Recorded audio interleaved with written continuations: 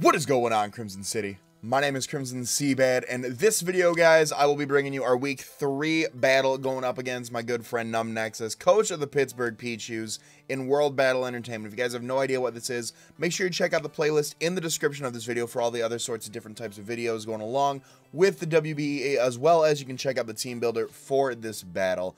Nexus's team, like I said in the team builder yesterday, very hard to build for.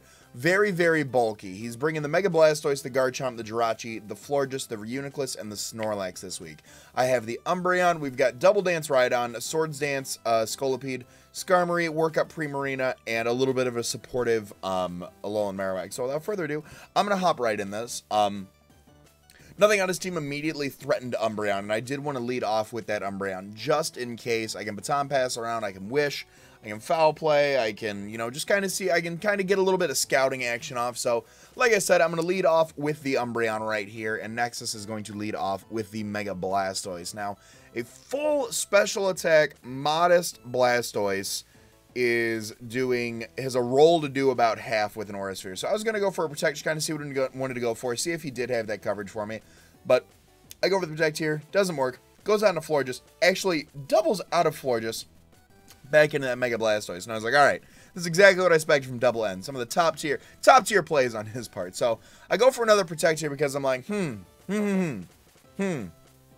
let's see what he does. So he actually stays in this time and goes for the Mega Evolution. I was going to go for the Baton Pass here in case he did decide to double back out into something, kind of give me a little bit of momentum, but he does go for a Scald, which is good for us because it does give us the chance to kind of scout for that damage. And based off that damage right there, we can confirm he's a 252 modest Blastoise. We can confirm he is a max special attacking Blastoise. So I'm hoping the theme with this team is that he is a very, very bulky boy. So this gives me a time to Baton Pass out into Primarina. I can get behind a sub. I can start firing off some attacks. He withdraws, doesn't want to stay in. He's going to go out into the Snorlax, which can not only immediately threaten me on the physical side, but also probably really appreciates things like a Surf and whatnot. So I went for the sub just in case he felt like going for anything. If he had the HP Electric, I imagine he would have stayed in. We're going to show the leftovers right there after going for that substitute. Snorlax can do whatever he wants to, but I'm going to go for a Moonblast here. We are indeed faster than the Snorlax. We are going to be able to kind of scout for the damage right there. That's pretty minimal damage. And just based off of Snorlax's own bulk, I can't really determine right out of the gate. Are you more of a max offensive set with like a lot of HP, maybe an AV? Do you have supportive setup moves? Do you have, are you rocking your Gluttony Figgy Berry? So I couldn't tell, but we are going to get a little bit more lefties recovery. Body Slam comes out. I can freely go into a Alolan Marowak right here. If he feels like going for the Earthquake, predicting anything else instead of the Body Slam, that's going to be really clutch for us. We can kind of see what he wants to go for. He actually goes for the Earthquake right there. So now we're looking good having Casey Bones in right now. I can get a free Will-O-Wisp off onto anything, and he actually goes out into the Blastoise. Kind of unfortunate because Blastoise, if he's got the Dark Pulse, between Dark Pulse, and Scald, Blastoise does absolutely give Alolan Marowak the hands, but we are able to connect the Will-O-Wisp with the Blastoise. We're going to start whittling this thing down. It is a huge monster. Like I said, as of right now, I'm anticipating him to be like a max HP, max special attack set. Just a big, bulky offense. Maybe like Scarf Chomp in the back to sweep up late game. Goes to the Scald right here. Plays it very safe. I mean, Scald Burns are huge this match. Scald Burns are absolutely huge this match for him, and he does get the second Scald Burn in the match, so kudos. I wish I had that Scald luck, actually. We are going to get a little bit of leftovers recovery. I can just keep firing off Moonblast. I can stay on this thing every day of the week, like I said, provided he doesn't have the HP Electric. There are no hazards up yet, so he could have Roar. He could try to phase me out into something else, but he's not going to stay in. He's going to go right back out into that Snorlax, which is absolutely fine by me, because I am also going to double out, and I'm going to double out into my Rhydon, because I was like, last time he did this gives me a chance to kind of go for a, I can start setting up, maybe get a Swords Dance up, and go for Rock Polish. I actually double back out, because I don't want this thing to do nearly anything to me. I don't want it. I know I can take the frustration, I know I can take the Earthquake. He doubles out too, so it's a lot of doubling, trying to get into the other's head to try to set up and go for it, but he actually goes back out into the Blastoise here.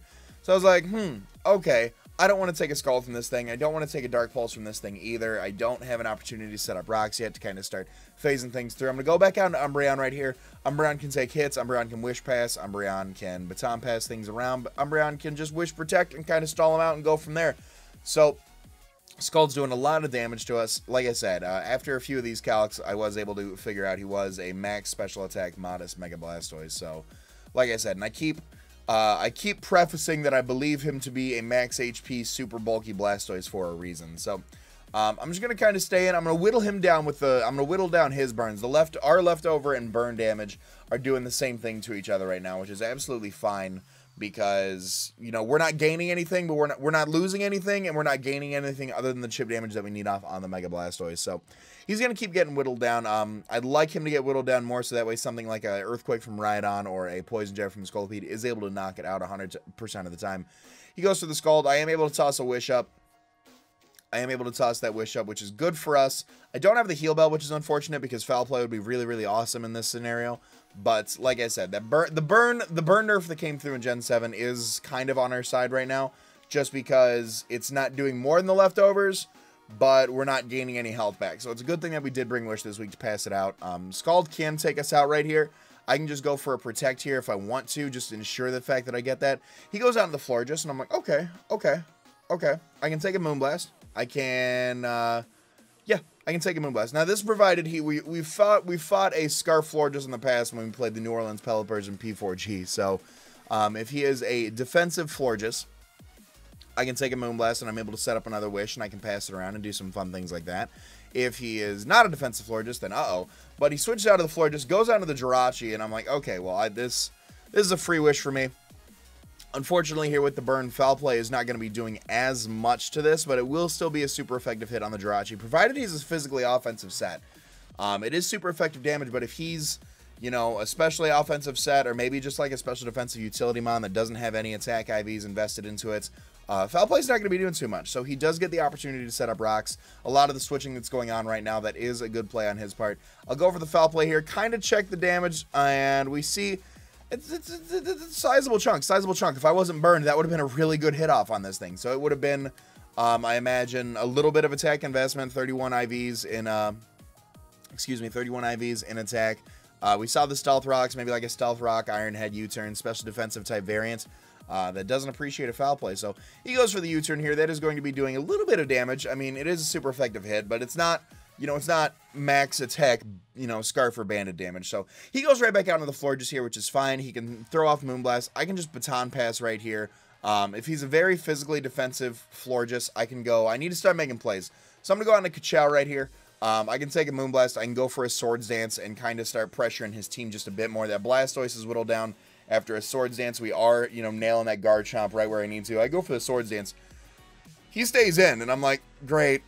The one thing that I didn't want you to do happened. And he goes for a Psychic. And what's really unfortunate is that if he was a defensive set, the Psychic was like 62 to 78%.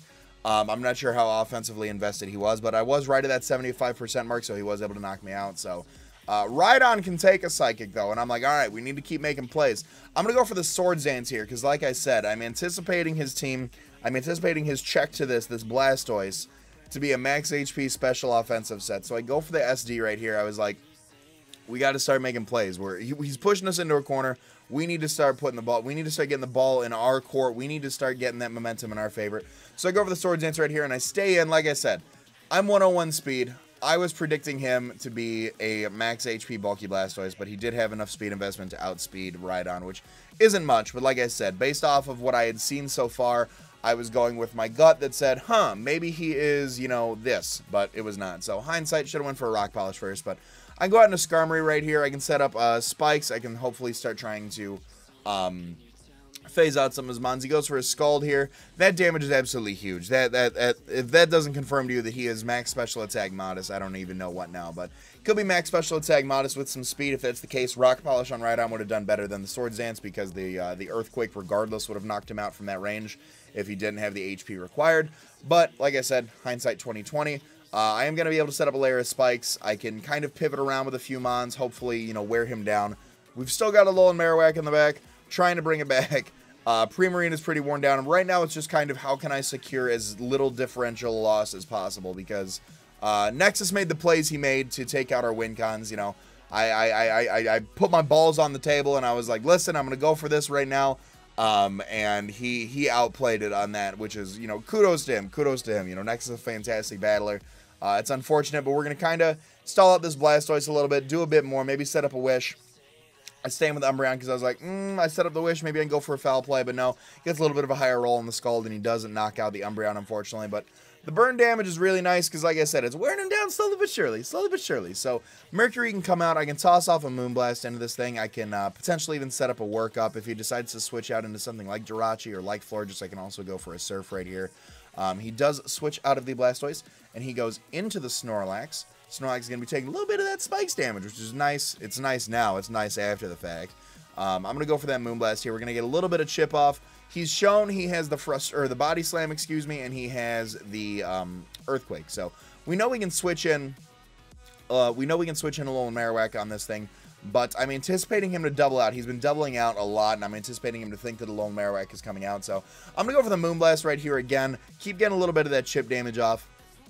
We're going to bring him under half, and he reveals the Crunch right here, which is odd to me that he didn't go for that before, but maybe he didn't want to give a little Marowak a setup opportunity. So reveals the Crunch. We do get a little bit of leftovers recovery, which makes it so Crunch didn't do as much. Luckily for us, we did not get the defense drop as well. That burn is very unfortunate. It's going to cancel out those leftovers. We can keep firing off Moonblast. We can double out now. I don't think he will go for another Crunch right here. I think he will go for a stab move right here. I think he will want to go for a more offensive move, putting pressure on our Primarina. So we're going to float in the air with our Air Balloon. He goes for the Body Slam here. Doesn't affect us. We can go for a Low Kick here. We do go for a Low Kick here, and Low Kick is going to be able to knock out the Snorlax, so it is not a 6-0 victory to the Pittsburgh Pichus. It is now 5-0, thankfully. He goes on to the Blastoise right here. Blastoise is going to be taking that Spikes damage. The burn is still right there, which is really good. We can go for a Low Kick. We know he's really, really speedy. I don't want to deal with that. So I'm going to go ahead and I'm going to sack the Skarmory so I can bring in the Primarina to take a Skull and go for a Moonblast and knock this thing out. Mega Blastoise proved to be very, very good this week. It's a very, very slept-on Mega in League formats. I'd love to get my hands on it sometime, and using the Mega Launcher ability is awesome. Just the overall bulk that it provides. I mean, bulky water types are so good in this type of format. So I go back out on the Primarina here. I can go for a Moonblast. If he wants to switch out, so be it. I can just sit here. I can go for a Surf. I believe I actually went for a Surf here just in case he decided to switch into something like the Jirachi or the Florges just to preserve that differential. But I went for the Surf here. Surf is going to be able to connect the KO onto the Blastoise, so it is now 4-0 to the Pittsburgh Pichus, and Garchomp or Florges or whomsoever can come in and just kind of wrap up the deal. So I'll let this play out and kind of give my thoughts on this battle, because it was really an eye-opener to me. We talked after the match and talked a little bit about team prep, asking me about he was asking me about, you know, why I didn't bring Megalodios and stuff, and Megalodios just kind of gets laughed at by so things like Scarf Garchomp are there, things like Florges are standing right there, things like an AV Reuniclus set are there, and come to find out after the match, he brought an Iron Defense Toxic Reuniclus set, which would have absolutely blown me back. Try to wear down the Megalodios. So, but all in all, looking at it, you know, Nexus made the plays that were necessary. I tried to make aggressive plays in situations. Bad reads on sets like the Blastoise, assuming that it was a max HP special attack set just based off of it, not thinking that he would bring any sort of speed investment for the Rhydon. That was bad on my part. The Psychic on the floor, just staying in with that was huge. We talked about that after the fact as well, and it was just, it was monumental when I saw him staying with that. I was like, oh no, you fool. Like, he stayed in thinking I was going to set up when I could have just poison jabbed straight out the gates. And potentially gotten a KO on it. So, like I said, it is what it is. He read me. He's a very good player. Maybe my plays were a little bit more obvious. Maybe they weren't as obvious as I thought they were, but he did make the plays that were necessary in order to pick up the KO this week, in order to, you know, pick up that W. He definitely outplanned for me. Definitely outprepped me. I said in the team builder it was a little bit difficult trying to prepare for his team coming into this week. Very, very bulky with some fast offense as well. But, you know, it is what it is. It is what it is. It's the game we play, and I'm so happy I finally got to play my buddy Nexus in League format. I've known him to be a fantastic battler this entire time, and it was, regardless of the outcome, I was super excited for this battle. I hope you guys have enjoyed, and if you have, be sure to leave a like on the video. Of course, go check out Nexus' channel. His link will be in the description as well. Check out the team builder for more information on the stuff that I brought. Next week, we are going up against Game Boy Luke and the Bristol City Blaziken, so I hope you guys are excited for that. All that being said, I want to remind you guys to be great and do great. I'm going to let this outro bang. I'm going to talk to you all soon. Later.